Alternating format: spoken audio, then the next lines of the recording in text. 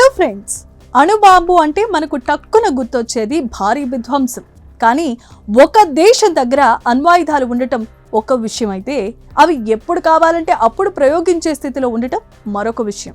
ఇప్పటి వరకు భారత్ అణ్వాయుధాలను ఒక చోట, క్షిపణులను మరొక చోట భద్రపరుస్తూ వచ్చింది. కానీ ఇప్పుడు పరిస్థితులు మారుతున్నాయి. చైనా నుంచి పెరుగుతున్న సవాళ్లు, ప్రపంచవ్యాప్తంగా పెరుగుతున్న యుద్ధాలు, మధ్య ప్రాచ్యంలో ఉద్రిక్త పరిస్థితులు. ఈ నేపథ్యంలో భారత్ తన అణు వ్యూహంలో కీలకమైన మార్పులు చోటు చేసుకున్నట్లు తాజా నివేదికలే చెబుతున్నాయి.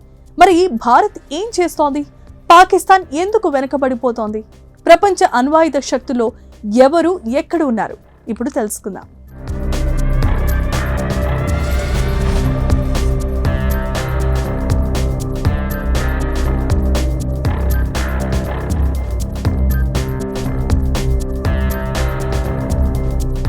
ముందుగా ఒక విషయాన్ని అర్థం చేసుకుందాం. సినిమాలో చూపించినట్లుగా అణుబాంబు ఒక బటన్ నొక్కగానే పేలిపోదు. అణువాయుధం సిద్ధం చేయాలంటే అనేక దశలు ఉంటాయి. అందులో అణుకోర్ ఒక చోట, దాన్ని మోసుకెళ్లే క్షిపణి మరొక చోట, ఇలా వేరువేరుగా భద్రపరుస్తారు. అంటే అత్యవసరమైన పరిస్థితుల్లో వాటిని కలిపి ప్రయోగించడానికి కొంత సమయం పడుతుంది. ఇప్పటి వరకు భారత్ కూడా ఇదే విధానాన్ని అనుసరిస్తూ వస్తోంది. అయితే ఇప్పుడు భారత్ గేర్ మార్చినట్లు కనిపిస్తోంది. తాజా SIPRI నివేదిక ప్రకారం భారత్ తొలిసారిగా 12 అణు వార్ హెడ్లను క్షిపణులతో అనుసంధానం చేసి ఆపరేషనల్ జాబితాలో చేర్చినట్లు తెలుస్తోంది. సాధారణంగా చెప్పాలంటే అవసరం వచ్చినప్పుడు వెంటనే స్పందించే స్థాయిలో వాటిని సిద్ధంగా ఉంచినట్లు అర్థం. ఇది భారత అణు వ్యూహంలో ఒక కీలకమైన మార్పుగా భావిస్తారు. ఇప్పుడు ఒకటే ప్రశ్న, భారత్ ఎందుకు ఇలా చేస్తోంది? నిపుణుల అభిప్రాయం ప్రకారం దీనికి ప్రధాన కారణం చైనా. గత కొన్నేళ్లుగా చైనా తన సైనిక శక్తిని వేగంగా పెంచుకుంటోంది. కొత్త క్షిపణులు, కొత్త అణ్వాయుధాలు, అత్యాధునిక జలాంతర మార్గాలు, ఇలా అన్ని రంగాల్లో భారీగా పెట్టుబడులు పెడుతోంది. దీంతో భారత్ కూడా తన భద్రతా వ్యూహాలను మరింతగా బలోపేతం చేస్తోంది. మరో ముఖ్యమైన అంశం, భారత్ ఇప్పుడు ఆకాశం, భూమి, సముద్రం ఈ 3 మార్గాల నుంచి అణ్వాయుధాలను ప్రయోగించే సామర్థ్యాన్ని మరింత బలోపేతం చేస్తోంది. దీనినే న్యూక్లియర్ ట్రయడ్ అంటారు. అంటే ఒకవేళ దేశంపై ఎక్కడి నుంచో దాడి జరిగినా ప్రతిస్పందించే అవకాశం ఉంటుంది. ఇదే కారణంగా కొన్ని అణ్వాయుధాలను భారత్ తన అణు జలాంతర్గాముల్లో మోహరింప చేసినట్లు నివేదికలు చెబుతున్నాయి. ఇప్పుడు పాకిస్తాన్ పరిస్థితి ఏంటి? SIPRI లెక్కల ప్రకారం భారత్ వద్ద ప్రస్తుతం సుమారు 190 అణ్వాయుధాలు ఉన్నాయట.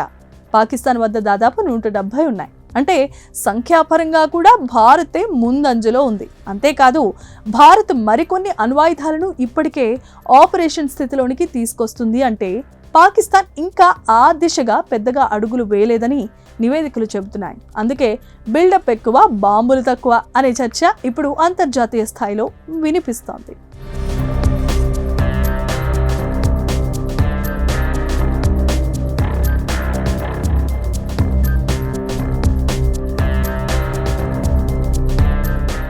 అయితే ప్రపంచంలో అసలు భారీ అణుశక్తులు ఎవరు? మొదటి స్థానంలో ఉంది రష్యా. ఆ దేశం వద్ద 5,000కు పైగా అణ్వాయుధాలు ఉన్నాయి. రెండో స్థానంలో అమెరికా వద్ద కూడా 5,000కు పైగానే అణువార్ హెడ్లు ఉన్నాయి. ఇక చైనా వేగంగా తన శక్తిని పెంచుకుంటోంది.